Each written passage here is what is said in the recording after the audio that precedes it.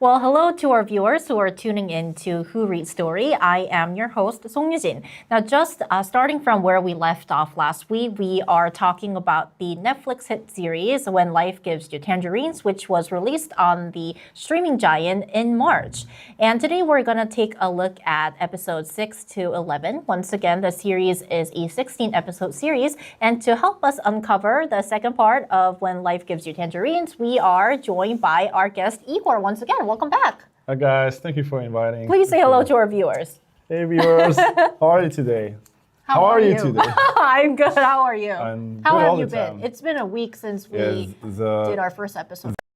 The change, it's so hot. But I don't know, it's good. And what about you? Well, I think I've been good as well, and I can totally relate to you when it comes to weather. It's getting warmer in Korea, but hopefully we'll get through this. Yeah, almost warm as at Jeju. Oh, what a good way to the conversation to our main topic. So as mentioned earlier, we are now going to look through some of the key highlights of episode 6 to 11 of When Life Gives You Tangerines. So Igor, are you ready? Yeah, let's go. Okay, so we're first going to start with episode 6. We are going to take a look at two scenes. Just like last week, we are going to act and kind of divide our roles. So for the first part of episode 6, there are, I guess, 4 roles, right, Igor? We have the parents, Esun, Kwan-sik, and then we also have their 2 children, Keum-myung and Eun-myung. Once again, Keum-myung is the oldest child of Esun and Kwan-sik. She is the daughter. And then we have the second eldest child, Eun-myung, who is the son. So let's first divide the parts. Who do you want to be? Well, I would like to be Kwan-sik and Eun-myung, the son. Okay, you will have the privilege to do that. Yeah. So shall we get right into it? Okay. So I'm playing Esun right now. Is that what you wanted to eat? Is that what you've been craving? Why won't you talk to me? Are you mad at mommy? Yang Eun-myung, I asked why you won't talk to me. Are you never gonna talk to me again? Why didn't you show us the perfect score? Why didn't you show them off to me, Keum-myung? What's wrong? Are you mad at mommy? You won't talk because you're mad at me. Is it because I didn't bring your brother back? Are you not talking to me because you're mad at me? Because you're angry. What was that? I left my brother behind. That's why he's dead. And now I'm playing Keum-myung. It's because I went to ride my bike. If I hadn't gone to ride my bike, Dong-myung would still be alive. I was told not to ride my bike because of the typhoon, but I still went to ride it. That's why Dong-myung is dead. And I'm now older. Keum-myung, mom and dad said that was when they came to their senses. I'm sorry. I'm so sorry. I'm sorry. It's all my fault. I'm sorry, Eun-myung. Okay, so shall we first talk about the first part we read about episode 6? Let's talk about it. I think we should give our viewers a bit of a background and a context of what this is all about. So do you want to start off, Igor? Yes, so like what happened in the past, like their little boy, I forgot his name. Dong-myung? Yeah, Dong-myung, he died, unfortunately. And everyone felt guilt, like it's somehow their fault. Yeah. But the parents, they automatically take guilt on themselves, but they didn't realize like their kids also feel like guilt. Right. They never realized it, And then here like they finally realize like they also feel pain, strong that this happened. So yes, everyone's saying like it's my fault, it's my fault, it's my fault, but like that's life, that's happened. Right, and so Dong-myung is once again the young child of Esun, which is a younger brother of both Keum-myung and Eun-myung. And I could really relate to what you just said because when we look at the scene, Keum-myung and Eun-myung, they were both very little kids. I think they were in elementary school or something. Yeah, but the fact that they felt this guilt and then they didn't tell their parents, but then after when their parents asked them to, they suddenly burst into tears and then they told Esun and Kwan-sik, oh, this is my fault. So I think this really showed how much big of a pain the family was in after losing a child. Yeah, like it's the worst nightmare for every single parent to live longer than their child. And that's, Right. like horrible. It is indeed. So I think this was one of the saddest scenes of this drama. Yes, definitely. So shall we now move on to the second part of episode 6? Let's go. Okay, so now we have Aesun, Eunmyeong, and Keumyeong. So who do you want to be? It can be Eunmyeong and Keumyeong. Okay. It can be. Then I'll be Aesun once again. Shall we start? Yeah, let's go. You can't eat 달고나 as a meal. I already finished all my food. Right, stop eating. I wondered how we'd ever go on. What could you possibly have eaten? I eat every day. They usually bring meat too.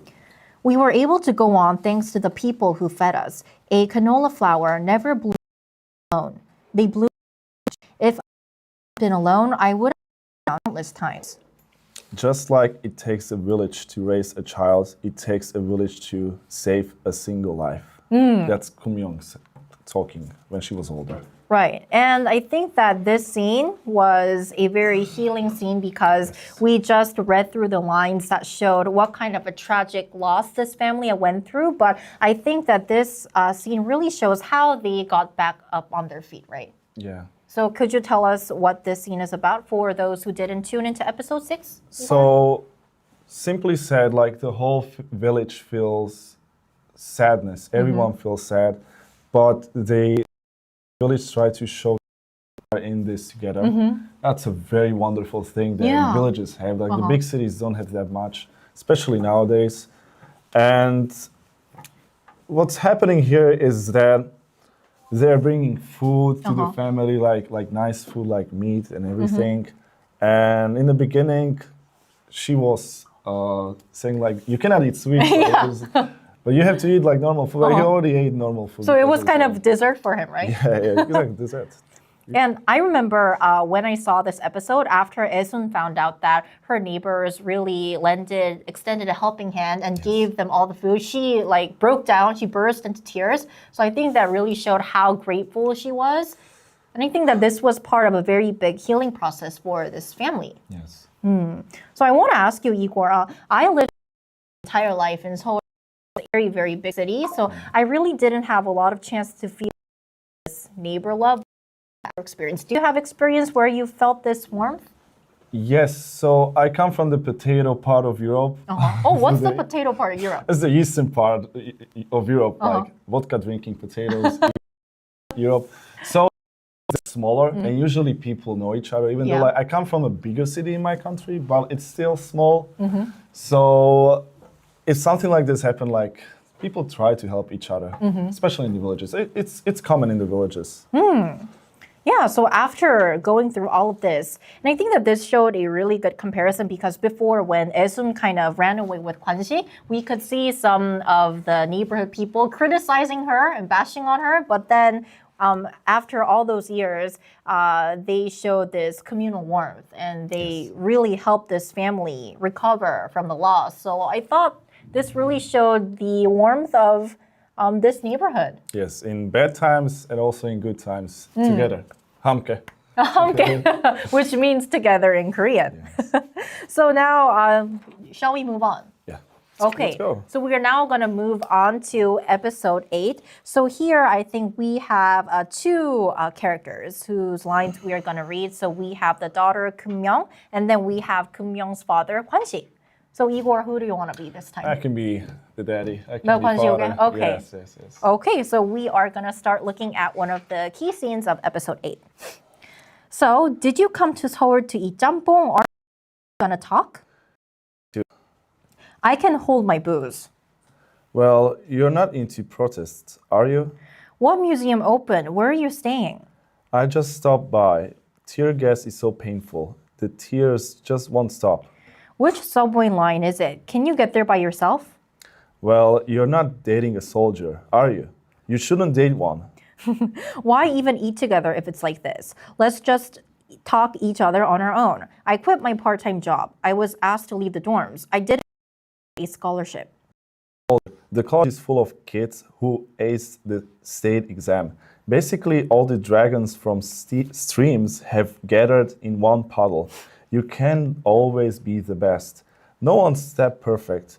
I wouldn't even share a lunch table with those kinds of kids. A dragon from the stream. Why do I dislike hearing that? Who benefits if a dragon rises from the stream? Is it any good for the stream? And what good is it for the dragon? I was selected to study abroad, but I'm not going to go. I really hate that Oyerim is taking my place, but I just won't go. I want to study abroad too. I don't want that damn part-time job. I want to try everything, but I'm not going to. I'm just being greedy. It's just me being selfish. I want to soar higher and higher, but something keeps holding me back. Mom and I? No, guilt. The higher I want to soar, the more guilt holds me back. Why should I feel bad for wanting to do something more? It's so infuriating. I can't take it. All I ever wanted was to say I'm sorry, but when those tender words left my lips, they always turned into barbs. Kumyong. What? Do it. Do it all. I'm still here for you. Kumyong, tell your teacher he'll pay the fees in 3 days. I'm still here for you. Am I a child? Why do you keep picking out the squid and giving it to me? What a funny line to end off. Yeah. Okay, so to give you a brief background of this part, so this is basically Kwan-sik coming to Seoul to visit his daughter Keum-myung, who went to college in Seoul, right? Yes. So she went to Seoul National University, which is one of the top universities here in Korea. And I remember when I saw this episode, I felt kind of really bad for Kwan-sik because he was waiting for his daughter to come, but he didn't know when. So when Keum-myung saw that, she was really, should I say, frustrated? I felt bad for both of the parents because they really care about Kumyong, but she doesn't really. They are not in her first thought. It is what it is. And for me, funny thing about this scene is both have different. Yeah.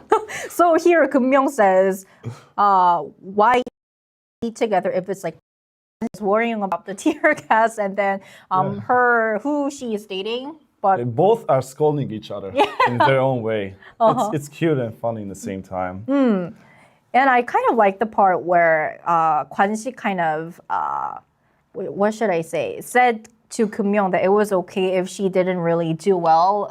She didn't get the scholarship and she was asked to leave the dorms. He was like, the college is full of all smart kids and basically all the dragons from the streams have gathered there. So he was saying, it's okay. But I think that in some cases, parents in Korea, they are not really like that. They sometimes tell their kids, why didn't you ace the exam? Why didn't you not get the scholarship? But here, Kwan-sik wasn't like that. So I think this was really touching. Yes. So maybe false representation of parents, maybe?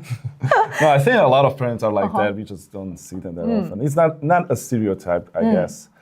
And funny part for me is well, you are dating a soldier, are you? You shouldn't date one. And the way how he met the soldier, they didn't. That was such a coincidence. He met him. The soldier had the which was her future fiance. Yeah. And it was so funny to see the interactions between those two people. That was indeed hilarious.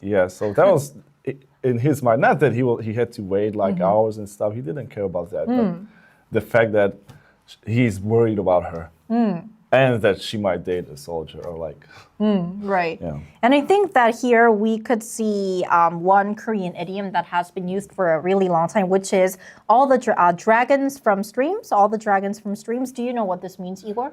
I think the more talented people, I guess, they're gathering up in Seoul National University. So what this is, so basically it kind of means dragons from streams. It is in Korean 개천에서 용난다. It kind of refers to people who came from a not really well-off family, but they achieved success and they became successful. Oh, I didn't know that. Yeah. I wonder whether our viewers also know about this. So shall we read the comments for a while? What do you think? Yeah. This is our very first time interacting with our viewers. Love how Netflix makes Korean lit feel so global. English subs are perfectly synced. Appreciated, team. Are there any comments that you'd like to read?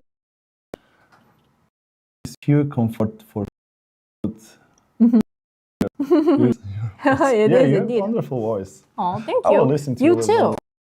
voice. My voice is So here our fifth comment says, someone who succeeds despite a difficult background in your culture, which is once again what dragons from streams mean. So if our viewers knew about this saying, or if there is like a similar idiom or phrase in your culture or country, please leave a comment in our live stream so that we can read them out. That love rides the rain line just hit different. Okay, so shall we go back to talking about episode 8? yes, and there is one more thing that I wanted to point out is the Kumyong tell you they pay for this. Oh, yeah. This school was support kind of like a fees in the flashback. 3 days. Yeah, that was from the past when they were young. Like, okay, it's like the Kwanshik, he tried his hardest to make sure she will have everything. Yeah. But in the same time, like it was difficult for him as well, even though like how much he tried hardest. Right. But eventually, like she got to SNU, so I guess he done a great job. Yeah. And I think the fact that he just tells Kim-young that do it all, I'm still here for you, I think this would just be like feel like a really, really big support for Kim-young because her dad is saying that you can do whatever you want. Exactly. Yeah. A lot of they want to. Oh, like- right. But sometimes parents like they cannot say it, but they are showing it, showing the love that they have. So once again, this was another scene where we could really feel how much Kwan-sik loves Kim-young and his family. Let's see what our viewers think. Their relaxed chemistry is awesome. Instant ship. Our chemistry. And they are saying very good stuff about camera work and also the studio. So great job to Great our job. Who Read the Great job, Story staff gentlemen. and team. Thank you for all the sweet comments. Okay, so let's now move on to episode 10, shall we? It's a harsh episode. Yes, Very so harsh episode. yeah, warning, this is kind of like a very harsh episode, should I say. I kind of felt I was quite infuriated when I saw this episode on Netflix.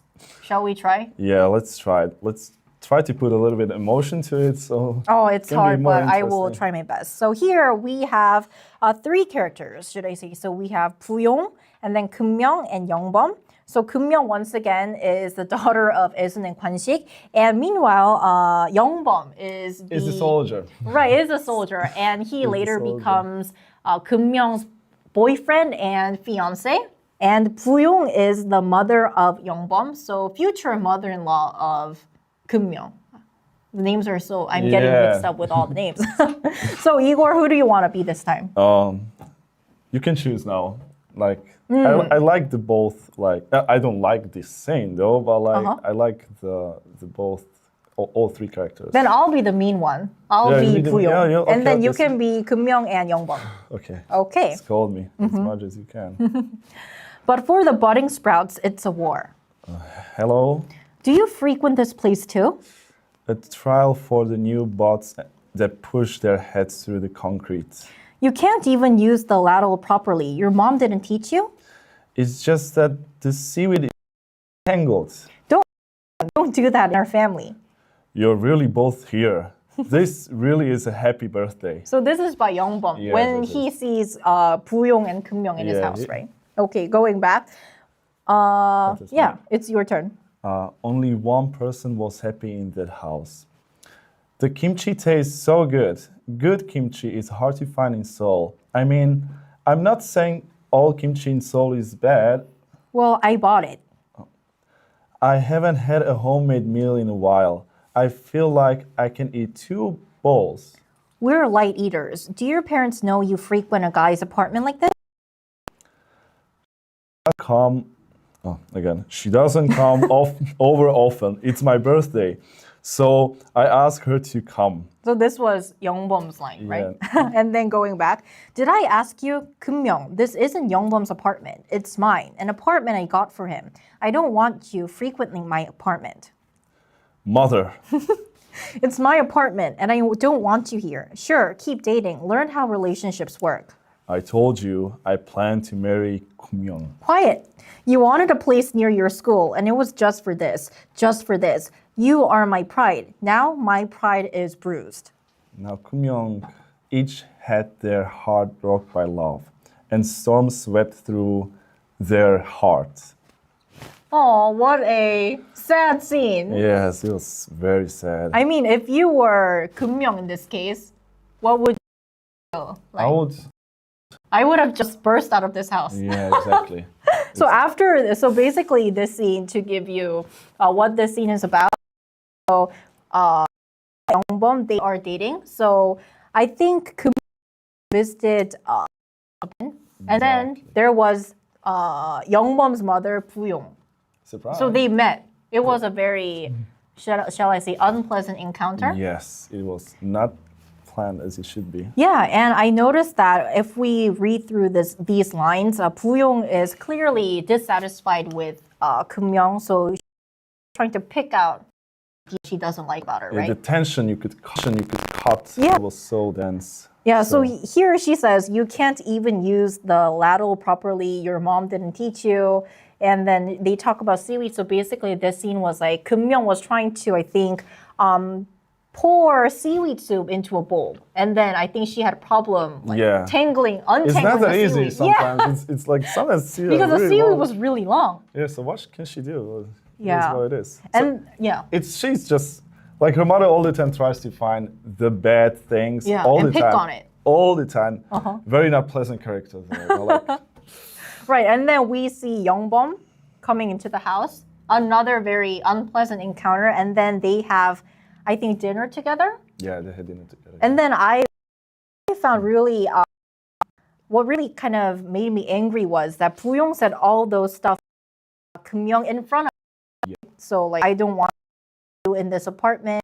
Please know whether you are like coming in and out of a guy's apartment like At least she was honest, but still, like, it was really not nice. But the thing I don't like much about this scene is like we can see how Yeonbong is not same as Kwanshik.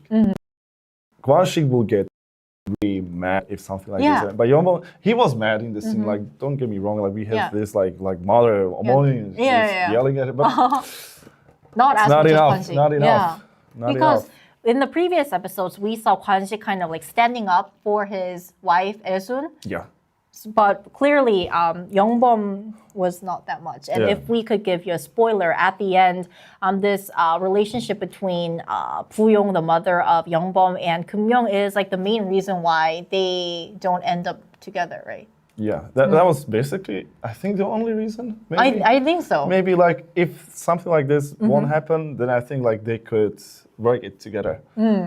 Yes, but it is what it is. And like also like Kumyong, it really, really hurt her. Like the mother is not only the words, but she knows like she will never be good enough for her. And like in like here in like Korean cultures, I think it's like very important like to be in a really good terms with the parents because because I think we mentioned this during our first episode, especially when Esun and Kwanshik were in love, and also Kumyong and Youngbom were in love. I think parents and the older members of the family had a lot of say when it came to who you were meeting with, and especially were trying to marry. So in this case, we could see the tension simmering, right? Yes, exactly. So the main thing is why she didn't like her is because she didn't come from a rich family. Right, not from an affluent family. Yeah, it's, I guess, important for some people, but yeah. Right. So, and later, like in the next, like the episode, I think like he married someone else, but oh yeah, I think I saw their wedding photo. Yeah, but it was like very, and it wasn't that. Like he, in the end, he married to the girl her mother picked, and she was the only happy one in the picture. Like she was the only one smiling. But in the end, like their whole life, like in the future, like there was a like future scene that in the end, like maybe she regretted. I don't know. Do you think she regretted? So like, the mother? Yeah. Maybe. I think she would have regretted it if she saw that Youngbom was not really happy with this marriage. But Because she was crying, but she was yelling at him. Oh. But I don't know if she felt regret because I think like she still was kind of delusional. Yeah, maybe she thought she was I right. don't know. Maybe. Some people cannot like you cannot teach them anything. Yeah, so this kind of showed the start of the family conflict between Keum-myung and Boo-young. Let's see what our viewers say. Totally re-watching this on my commute home. Thank you so much, Kiala. Eugene Amit says, don't leave early. There is always a sweet goodbye. Michael in Toronto, content like this globalizes Korean literature. Love it. And I think we talked about this before on air, Igor. It became a global hit. It's not just popular in Korea. Why do you think When Life Gives You Tangerines became such a beloved show? Yes, so in my humble opinion, a lot of dramas that are like made nowadays are like very similar with each other. It's the same story all the time, love story. Yeah. This is show very real life, what's happening, ups and downs, very rough bottom, like when you go to the rock bottom, and like happy parts. It's just so real, and I think that's one thing that why people like it, and of course because of the actor that Gwang-sik is playing. Yeah, because they are very popular actors and artists in Korea. Yes. And I want to ask you, so this drama, it's also based in Seoul, but it also showed a lot of local culture of Jeju Island. Was this also something that fascinated you while you the show? It's like I didn't know like the drama is that big. Oh. That like it influenced the tourism. Like that's incredible. Yeah. Right. Like I think it's good. Yeah. Okay, so I think that pretty much wraps up our episode today. How did you find the second episode of Who Read Story? Wonderful. Wonderful? We had live streaming. It's like very different. Yeah, Love it. yeah, it was so lovely engaging with our viewers. But we will be back with the final episode where we talk about When Life Gives You Tangerines next Tuesday. So don't forget to tune in. To our viewers, thank you so much for spending your time with us. And once again, thank you so much for joining our show, Igor. Thank you again for inviting me. It's all the time such a pleasure. We did have a blast. Well, next Tuesday, so don't forget to tune in to Who Reads Story. We will see you next week. Bye. Bye-bye.